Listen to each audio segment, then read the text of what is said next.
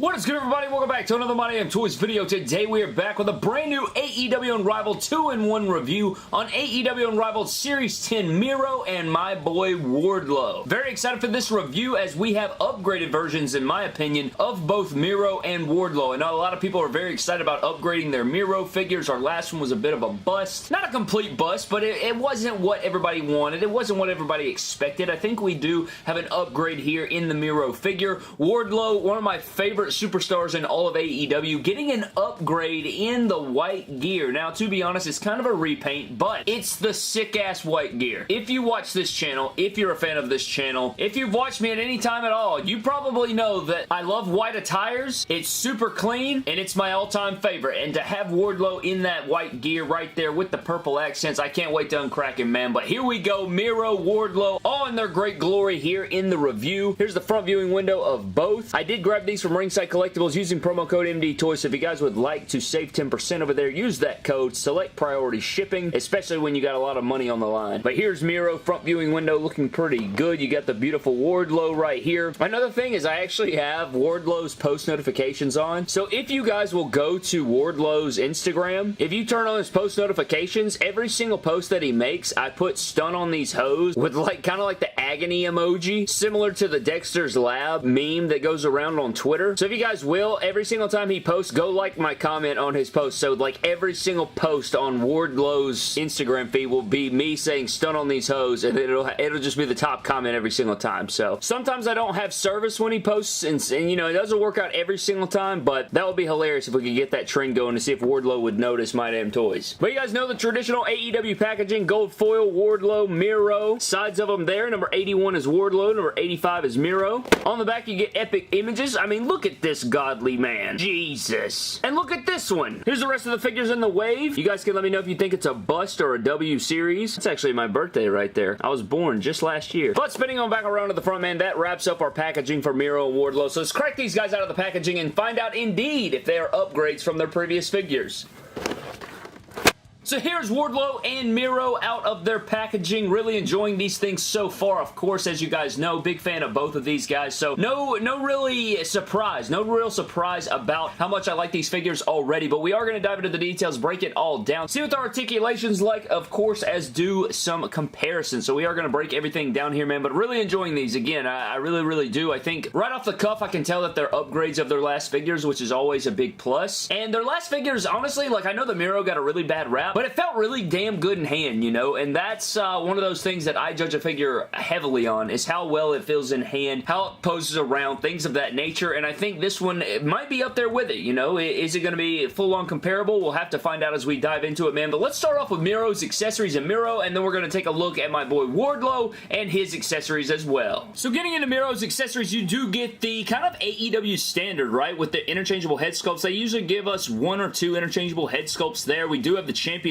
No interchangeable hands, as I bump the camera like a dumb idiot moron. Starting out first with our first head sculpt. This is the superior of the 2 head sculpts, in my opinion. It's kind of like that grimacing, pissed off Rusev face. I like it. I think this works out. It's much better than his last figure. I don't even know where that head sculpt went because I trashed it. I got rid of it. I don't know where it is. I'll try my best to find it for today's review, but this head sculpt looks best, in my opinion. And then this one right here was slept on, I think. I think a lot of people kind of wrote this off because it didn't look that great in images, but it looks much better here, in my opinion. The likeness to Miro is there. He doesn't look nearly as high as he did in the promo images, but this looks pretty good. He's looking off to the left slightly. He's got a little smirk going. I think this one's definitely the more superior, but they're not bad head sculpts at all, especially this one, but I don't think this one's like horrific, you know. I think this is better than his first one, if that makes any, you know, prize or any example there, but there's your interchangeable head sculpts, and then you get the black TNT Championship, which we have seen quite a few times now. You know, we've seen it throughout. Probably not the last time we're going to see it either. They pump these championships out pretty regularly. Still a little bit oversized, maybe, in my opinion. I guess we can see about that, but there's the TNT Championship. Looking good. Black strap. I need to see the gold version, I think, is what I want to see next. And I hate that it didn't come with the version that you know, his custom version that he had. I mean, that would have been ideal with this figure, but I guess they couldn't do that. But this is not the last time we'll see the TNT title. Absolutely not. We're going to see many iterations of this, and I'm glad that we have another championship here in the line. Alright guys, so getting into Miro, starting at the top of the head sculpt, again, this is my favorite. favorite. I think this one looks best, in my personal opinion. You guys can let me know down below, though. I don't think the smirking one is that bad, though. I really don't. I think that it got a bad rep online, and it did look pretty bad online, but that seems to be the case with AEW figures. They look worse online than they do in person. Going down to the torso, you got the same torso. I have this, like, little mark right here. I don't really know what that is. It's like a little divot or something like that, but no chest hair again. Really bothers me. We need chest hair. There's literally chest hair all over the back of the packaging. This guy needs chest hair. He needs stomach hair. Not a lot of it, or maybe a lot of it. This looks great, though. This is the Elite 65 Rusev, which is a great figure. It needs this. It needs chest hair, man. It needs chest and stomach hair. I think it would really send the figure over the top. Going down to the trunks, you do have the same trunks mold, I think, as his last figure. It may be new. We'll get into the comparisons in a moment, but you do have the TNT Champion style shorts that I like a lot. I'm glad they went with this gear. You got your gold and stuff going all the way around. Nice black details, waistband, all that different stuff going on. I do have some paint chip right here. Like, you guys can see how, like, splotchy it got right there, and a little nick right there under the TNT logo. But going down, nice little knees, look good. Kick pads look really, really good. I like this a lot. You got Miro and that weird font going on in the gold over the red kick pad. Nice kick pad articulation here. Black details on the shoes. I like it, man. Pretty solid Miro figure. Definitely a hell of a lot better than his first go around. Only thing missing is his TNT Championship. But as far as articulation goes, he can look down pretty good. He can look up really good as well. It will come across, though. But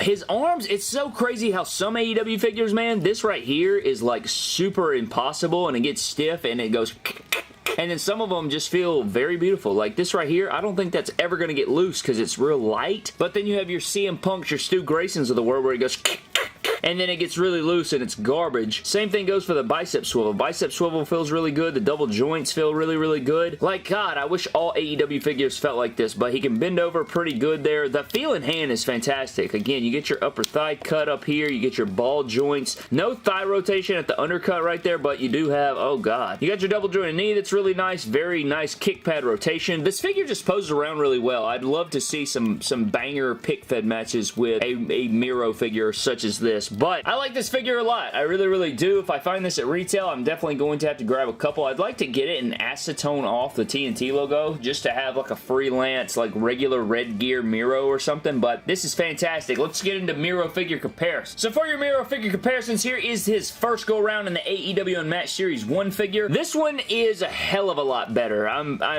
looking at the figure here. It is redesigned. It's slightly different and it's a lot better. Looks a lot cleaner. A lot better build to the guy. I think you could even add a little, maybe it could even be improved a little more. I think I'm going to need heat to take this off, but another comparison you can do is the Elite 65 Rusev, which I think this still might be the best Rusev they've made. This head sculpt goes on here. I did repaint the eyes because they were all messed up, but I did find the first go around of Miro's head sculpt, which was just insane. Look at this guy, but I wanted to put this on here just to see what it looks like. You guys wanted to see what that looks like. I guess that's not like horrific. It fits well, you know? Like, I don't think you're going to not be able to get away with it. I just don't like this head sculpt, so I mean, there's that. So there is that head sculpt, but this is easily the best Miro, man. It's easily the best Miro. It's not even close. I mean, I think that this new Miro is head and shoulders above the other one, not only in actual height, but also in terms of superiority. This Miro is much, much better, and this may be the best Rusev figure ever. I don't know. You guys could be the judge, but I definitely like this one a lot more than this one. And I like the camo pants. I just think that this figure is superior in all of the ways. Alright guys, so getting into Wardlow's accessories, you do get the interchangeable hands and the interchangeable head sculpts. I'm pretty sure his Series 2 figure from the Unmatched line did come with these exact accessories, if I'm not mistaken, like to the T,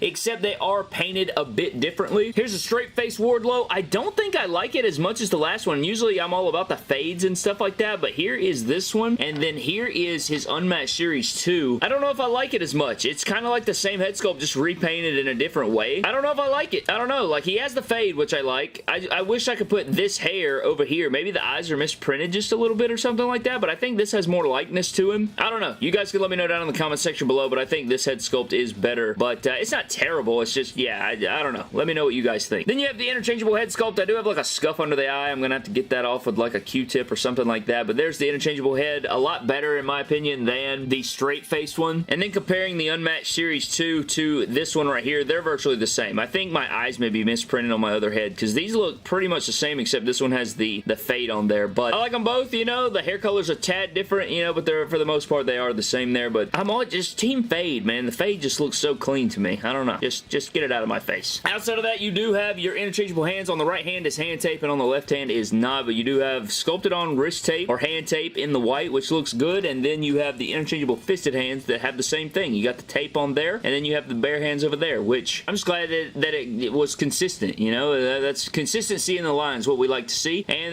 that's new to them, apparently. So getting into Wardlow, starting out with the head sculpt, which we already took a look at in the accessories portion. I think what it is like the mustache. Like him not having a mustache or a prominent mustache, it stands out because on the back of the packaging from this matchup from Blood and Guts, he had a mustache, so maybe that's where the kind of weird stuff's going on with this head sculpt. I'm not entirely sure. Nonetheless, still a handsome fella, still stunting on these hoes, looking like a beast. But going down to the torso, same torso we've seen before. It is repainted in the white and purple camo. You got the gorilla down here, which looks really cool. Really sick, man. I think it's awesome. He has a great physique. He looks fantastic. Wardlow is an absolute boss. He's got the white wrist tape, white hand tape over there. Again, nothing over there. On the back, really like the font they choose for this on his gear. He's got Wardlow going down the center. One thing that bothers me about both of these figures is that the pattern does not continue there, and the same thing happened on Rusev. I don't know if we even looked at the back of the figure, but look at this right here. Like, dude, that's unacceptable, man. Come on now. At least, like, it's got to continue. So there's that, and then there's his tattoo there. I don't know how we didn't cover that, but yeah, his tattoo's there. Getting back into Wardlow, though, I just love this figure, man. It's just so beautiful. He's also got the calf tape down here, which is a detail that they didn't have to include, but they did, which is kind of cool. You got the white knee pads, and it does say Pinnacle on there for, of course, the faction at the time, but by the time these figures hit retail, Pinnacle is going to be long gone, you know, like Wardlow's all by himself, but this is still a sweet figure. I love the white boots. They look really clean. You got the Pinnacle logo again, but damn, what a nice figure. I am enjoying the hell out of this. As a big Wardlow guy, as a white gear guy, as a fan, this is awesome. Now, standing the figure back, articulation's very, very good. He can look down really well. Again, the articulation and feel of this figure is just so nice compared to other Unrivaled lines. I don't know how in certain lines it's terrible and then in certain ones it's not, but he has a really good split because of ball joints, upper thigh cut. You get the double jointed knee, get the boot rotation, ankle rocker, and his ab crunch is not the best just because he's a bigger guy, but it's not terrible, and you guys know that he does have nice diaphragm movement here. Another guy I'd like to see 5-star bangers with in pick feds. Like, can somebody do a sick-ass Wardlow match? Cough, cough, me. But yeah, there's Wardlow in all his glory. So for your Wardlow figure comparisons, guys, here is the two that we've seen so far. You have the regular Unmatched Series 2 and then the Unrivaled Series 10. Very similar, just repainted, different gears, very similar accessories, head sculpts, things of that nature. You could interchange the head sculpts and stuff, but can't really plop on. I mean, you can interchange the torsos. It wouldn't be, like, what would be the point? But, you know, it is there. I definitely like the Unrivaled 10 better just because I like the gear better, but we're going to get more Wardlows. I can't wait for more Wardlows. I can't wait till one day he goes to WWE, becomes WWE Champion, and we get a Ultimate Edition Wardlow or a really badass Elite Wardlow. I imagine that will happen one day. So, I don't know if he'll be called Wardlow. I imagine it'd be called something else, but I still am a huge Wardlow guy and hope for the best for the man. He's an absolute unit. And for another display option, here is MJF and his Pinnacle gear in the white and purple and gold, and these guys look really good up next to each other, of course. Doesn't mean much now, but yeah, that makes sense right there. Look at that right there. That's good stuff. They look really good up next to each other, I think. You put these on the shelf, you know, way outdated, but by the time these hit retail, they'll probably hit retail around the same time, I'd imagine, so that'll be really cool to see the Unmatched Series MJF and the Unrivaled Series 10 Wardlow. But I think that pretty much is going to wrap up this Unrivaled Series 10 Wardlow and Miro review, man. Had a lot of fun with the review. Had a lot of fun with both figures. I enjoy these a lot. I am kind of worried that maybe, I don't think the Miro will show for him because it's a definite upgrade from his first figure, and his first figure sold pretty well as far as I'm concerned. I think just the overproduction of Series 1 of Unmatched figures is kind of why he was shelf warming so badly. But I think this Wardlow is going to be pretty sought after as well. Like, I don't know.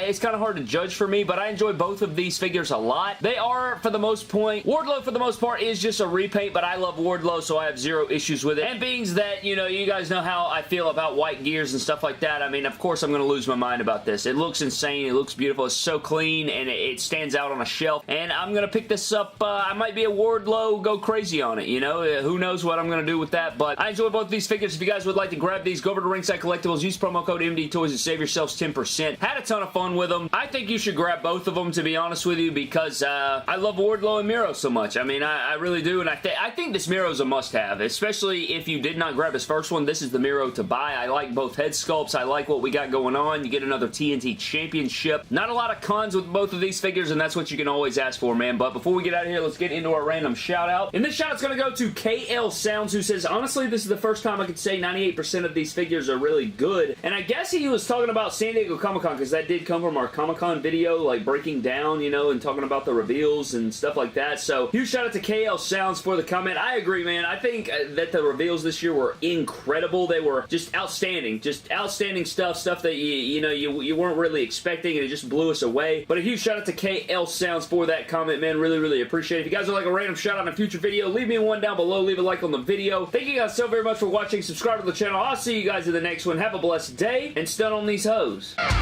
You crossed the line.